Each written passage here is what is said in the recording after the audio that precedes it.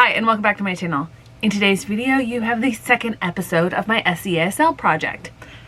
I have to admit, I don't have the same passion for this project this year as in previous years. Maybe it's because I have plenty of other books that I'd rather be reading. Maybe it's because the choices aren't necessarily as great. I don't know what it is, but I'm still going to persist in this project because I think it's a worthwhile endeavor. So I have 3 more episodes to go, but it's going to take longer than last year for sure. I'm going to do 1 episode a month. It may end up taking longer than I had planned because I'm putting out an episode only when I've read 8 of the books to split it up into 5 episodes. There's a total of 20 books for each list, so a total of 40. 5 times 8 is 40. Don't know why you needed that little math lesson. Anyway, it might take a little bit longer to get them out. I'm coming across some difficulties in getting a hold of some of the books, long wait lists, etc. That preamble over, I have 8 books to talk about, but I have only 5 of them physically in front of me. And that's because several of them I had to get back to the library because there were holds on them and I couldn't renew them. Thus, when I went to try to get the books, the holds were just too long and I needed to use those holds to get the next books in the list. So I'm going to start with the books that I don't have, and those are from my middle grade list, which it's been easier to get a hold of these books. It's easier to read these books. So I've read more from this list than from the young adult list. I've read half of the middle grade list and only about a third of the young adult list.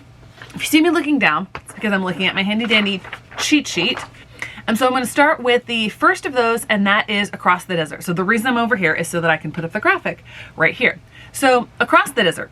I was not looking forward to this one because it's one of those survival type stories, of which there seem to be 2 this year. The second one that I haven't read yet is probably this more stereotypical survival story that they usually include in these sorts of lists, because this one ended up being a lot better than I expected. So in this story, in Across the Desert, Jolene basically is making her way on her own because a few years ago, her dad just up and walked out on them and has a completely new family. And then they were in an accident. She and her mom were in an accident and her mom was severely injured. And because of that, had to take pain pills and became addicted. And so there's some neglect from her mom because of that.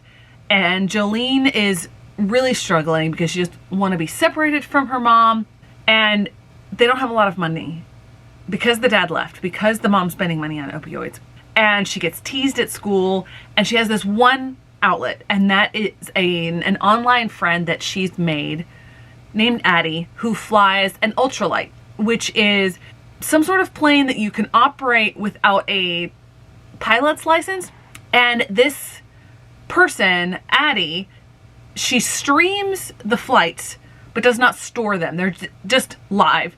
And so after the flights, you can't go back and watch the videos. But Jolene interacts with Addie on some sort of platform. I think the same streaming platform, but just messages.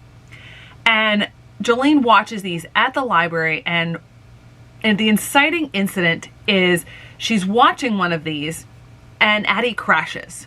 And of course she gets super upset about it. And when she goes to find help, no one believes her and she's not able to show them the video of the crash because it's not stored.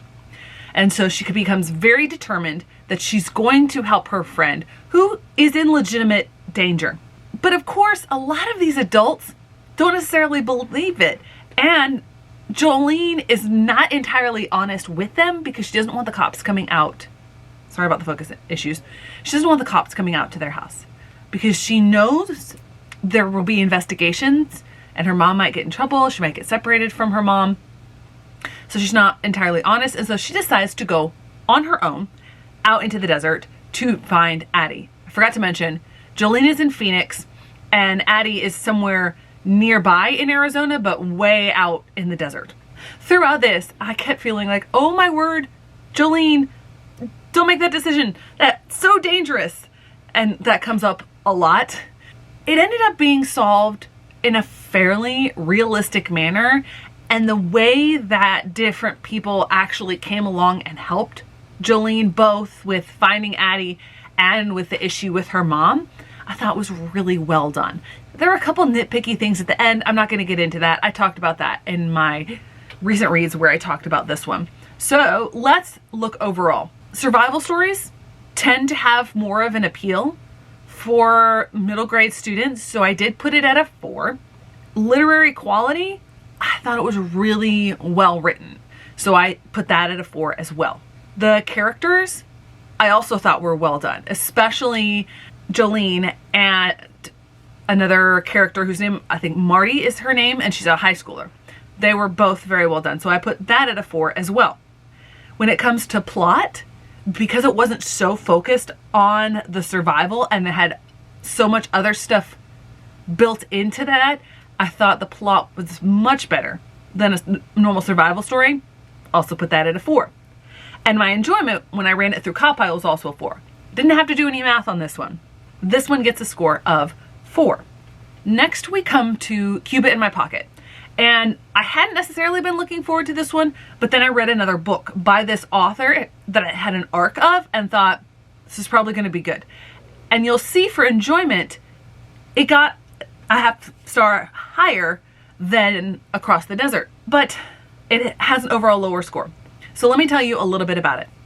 Cuba in My Pocket is a story of a boy who is growing up during the time of the revolution, where Fidel Castro took power, and his family is on the opposite side. So they're having to navigate this newly treacherous ground for them, and he's about to be at a position where, in order to show that you're supporting the dictator, he'd have to go off to basically like an indoctrination camp. And his family doesn't want that to happen, and so they work with forgers and they get him out of Cuba. They send him to the United States to live with a family member. Not a close family member, but a family member nonetheless. And so he ends up in Miami. And this is before Miami has a very distinctly Cuban feel. And so he's dealing with all of the stuff going on at home because the book starts back in Cuba. And he's also dealing with being separated from his family once he gets to the United States. Having to go to school, a public school where they don't really make accommodations for someone who doesn't really speak English, and dealing with all of that. And I thought it was fairly well done, and I really enjoyed this book. Now, why does it have a lower rating? Appeal wise, historical fiction tends not to be as much of a draw. If it's World War II, it tends to have more of a draw. This is obviously not World War II. Maybe because of Cuba, there might be more of appeal, but I thought it was kind of middle of the road, a little bit under, say, a 3 stars, so I gave it a 2.5. As far as literary quality, really good, so 4 stars. Was it absolutely spectacular? No. I had some small problems with it, thus the 4 stars. When it comes to characters, I thought the character of Kumba, the protagonist, was really well done. Several of the side characters were not fleshed out like they needed to be, hence why I gave it 3 stars for characters. And then when it comes to plot, I think it got a little bit too long, and some of the middle section was stretched out just a little bit too much, and so for that I gave it a 3. So overall that ends up at a 3.4, which is significantly below Across the Desert. My preference, my enjoyment, Cuba in My Pocket is above Across the Desert, but the score-wise, it is below that. What I need to do, and maybe I'll do that in the next one, is have a ranking thus far of the scores, but I don't have that in front of me. Next, we come to Fast Pitch. And I have to admit that I may not have given... I didn't give Fast Pitch necessarily the attention that it deserved, simply because I listened to this on audiobook when I was flying over to the Mediterranean for my cruise. And I happened to be at a point where I wanted to stay awake, but my body had other thoughts. And so I had to rewind several times. Do I think that it would have changed a lot of my ratings on this? I don't actually think so. Backing up a bit, this is a contemporary novel. The main character plays softball competitively, fast pitch softball, and she absolutely loves it. And there's a history in her family of playing baseball. Her father, her grandfather, her great-grandfather. But for some reason or another, those 3 generations before her, something kept them from progressing even further in it. And one of them, I forget whether it was the grandfather or the great-grandfather, was actually accused of stealing the glove of, I think, Mickey Mantle. It was some sort of historic thing, but it was actually a teammate. And so part of this is her trying to clear her grandfather or great-grandfather's name, while also competing on the team that are going up for a championship. And she's trying to figure out why no one in her family has really been able to advance. I love baseball, played softball all growing up, so that did appeal to me. There was a lot about this that would just felt average to me, so my enjoyment for this, it was a 4-star, but that was a very generous 4-star. On Cawpile, it just eked over the line for a 4-star. As far as appeal, I gave it a 3.5 because it is contemporary, because it is short, and because it is sports related. However, that sport is baseball. Baseball is not the most popular sport. Thus, a 3.5, not a 4. When it comes to literary quality, again, there were a handful of things that just felt too simple, too simplistic for me, and thus I could not give it above a 3.5. And I was a little bit generous on that because of the fact that I was unfortunately falling asleep when I was reading it. Not the fault of the book. When it comes to characters, I think that's the part of the literary quality that brought it down for me. None of the characters, except for maybe the main character, felt all that real. All of the other ones felt a little bit stereotypical, so thus a 3-star for characters. As far as plot goes, standard, average, nothing extraordinary, hence a 3 stars. And thus, Fast Pitch ends up with the same overall score as Cube in My Pocket. But they are very different books. I much preferred Cube in My Pocket over Fast Pitch. However, all things being tabulated, they end up with the same score. Now we can get to books that I actually have physical copies of. So, we have Ahmed Aziz's Epic Year. I just read it. It just felt so average and so blah. In this, Ahmed is dealing with a lot of life changes. His dad has a rare, severe case of hepatitis C. They live in Hawaii, but in order to save his dad's life, he needs this experimental procedure, and they can get it in only 3 places. And he wonders, why did they choose Minnesota? Why do I want to move from Hawaii to Minnesota? They end up finding out why, like that's where his dad is from. And they end up back in the hometown. He ends up going to the same school that his dad and his uncle, who died very young from the same disease, did. There are a few things school-wise that I'm just like, I don't really find that believable. And I was listening to a podcast where they were talking about how some personal experiences will make certain things more obvious or grating or appeal about a book more than others. And I felt that with that and a lot of the school things, because I'm an educator, some of these other school aspects are going to like stick their nose out a little bit more and make things more annoying about those books to me. But he's just dealing with this school year overall. A lot of things felt average. And then I didn't end up even really connecting with Ahmed. He seemed like a rather annoying 12-year-old boy. Are those types of characters going to appeal to everybody? No. Was he particularly unlikable? No. But there was nothing particularly likable about him either. My enjoyment rating was a 3.5. When it comes to appeal, I think something like this is going to be more appealing. Main character, contemporary, fairly short. Thus, it gets a 4-star for appeal. As far as literary quality, there's nothing glaringly wrong. It just felt kind of to me, thus a 3.5 for appeal. When it comes to characters, I didn't really like any of the characters. None of them felt super fleshed out or non-stereotypical.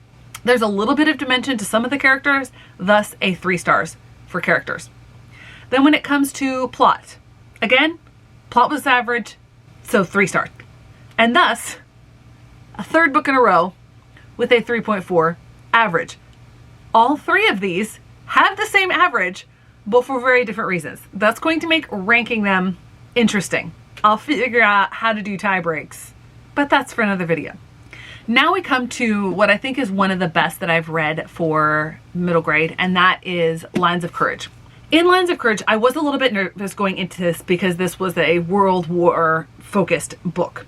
It's World War I, however, not World War II, which bumped it up on the appeal to me. I'll get to the other part of the appeal later. This book follows 5 different main characters. It does not alternate between these main characters. Instead, a chunk of the book follows each of these main characters, and they are connected.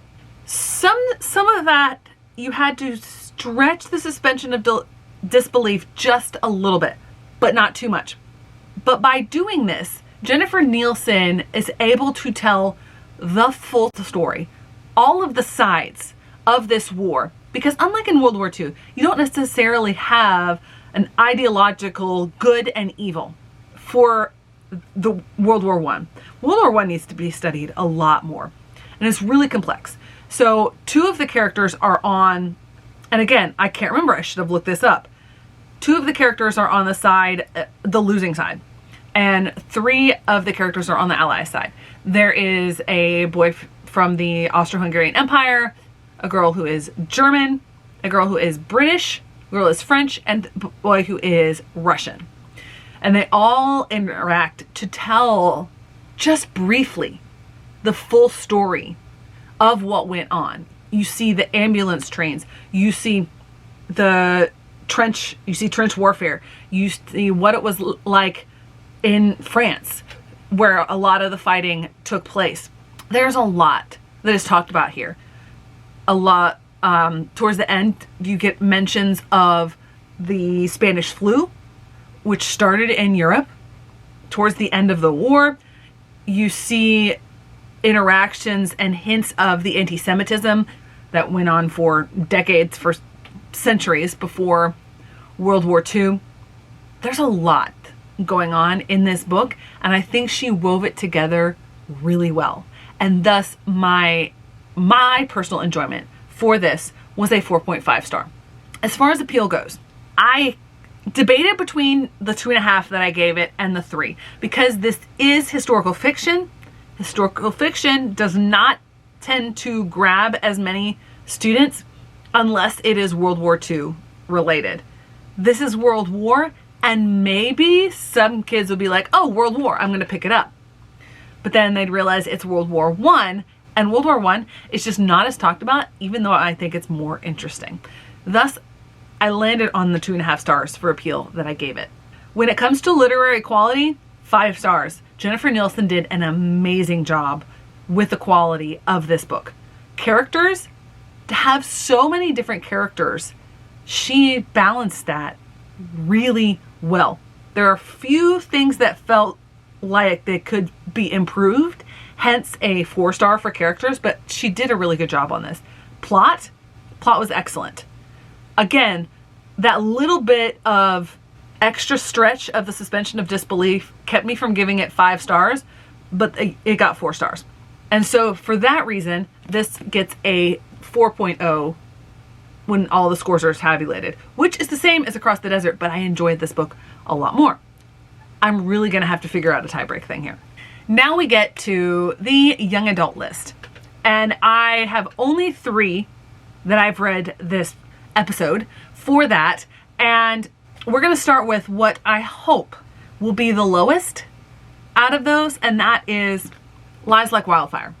There's always a book like this on the list. The appeal, I put the appeal at 5 stars because this sort of thing is what they're drawn to. Is this book good? No. So let me back up and give you a little overview of this book. So in this book, they are in the Pacific Northwest. I forget where exactly. Not Pacific Northwest, Northern California, I think. And so there is wildfire risk. This group of friends that I think it's the summer before they go off to college, they're all out hanging out. There's some interpersonal conflict. They do something that they're not supposed to, and it starts a fire. And they're not able to get it out, and it turns into this massive wildfire where the consequences for what they did are significant. I understand why they are, but I also felt like that was blown out of proportion. So what do they end up doing? They end up trying to cover that up. So that's the driving thing. So lies like wildfire, they're lying, wildfire, etc.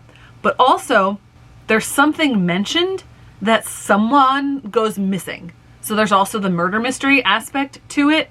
I was going along with it when they were just dealing with the wildfire cover. I was frustrated. I'm like, just tell the truth. Just tell the truth. And then it got to the missing person part of it, and it made this huge shift. There was like a second part to it, and I just went, oh, I don't like this at all.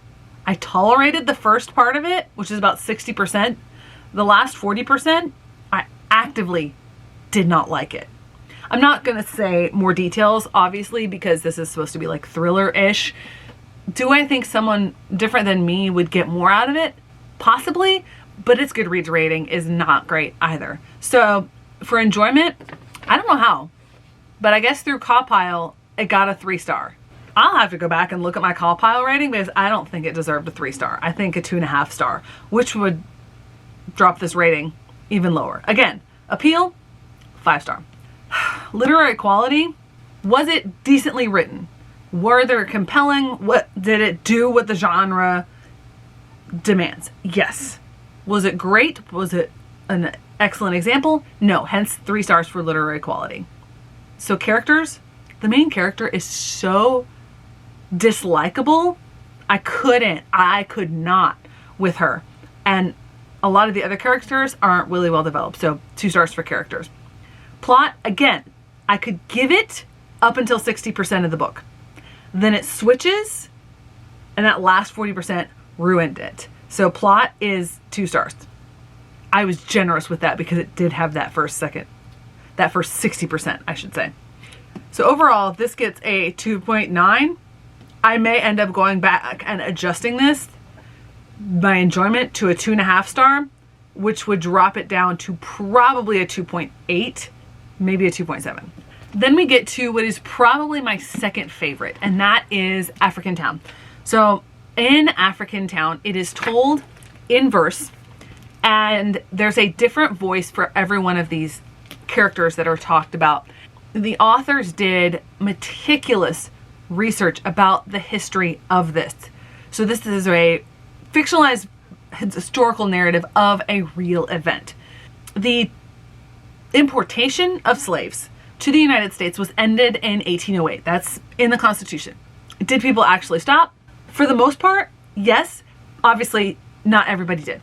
And there's a famous example of a really reprehensible guy who brought slaves over in, I think, like 1858, 1859.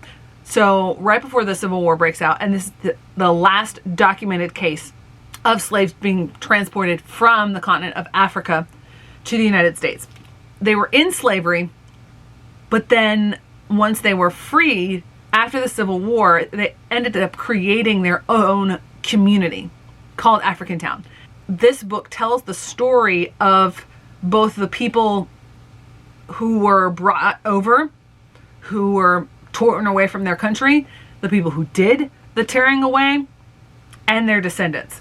And each of the people talked about in this story gets a different voice, gets a different style of poetry in this book. Well done. My personal rating for this, 4.5 stars. But appeal-wise, again, it's historical fiction. I don't know how strongly the appeal is. I did give it just a little bit more, 3 stars as opposed to 2.5 stars of the other historical fictions on the middle grade, because I think the idea So it's inspired by the true story of the last American slave ship. I think that is more appealing as well. It has that little bit more of a draw, so that bumped up by half a star. Then when it comes to literary quality, as I talked about, hands down, stunning. So 5 stars for literary quality. As far as characters go, there were a lot of characters. And so it could be a lot to keep straight. And so I gave that 4 stars. Did I find anything necessarily wrong? No. But there just were a lot of characters, hence the 4 stars, not 5. And then when it comes to plot, because this is based on a true story, that messes with the plot a little bit, especially if you're wanting to be as true to reality as you are. So I can't give it a 5 stars, but it gets a 4 stars. Overall, this gets a 4.1. As you can see on the graphic, it is a whole half point below Bluebird, but that's because I loved so much about Bluebird. But this is definitely second overall in the running in my mind. But then I just look at the scores, and Who the F Are You is, because of appeal, slightly higher. Then we get to the last book of episode 2, and that is The Cost of Knowing. I wanted this to hit harder for me than it did. Perhaps that's because I listened to it as an audiobook, and there were certain things that stuck out to me in the audiobook that I might not have seen when I listened to it.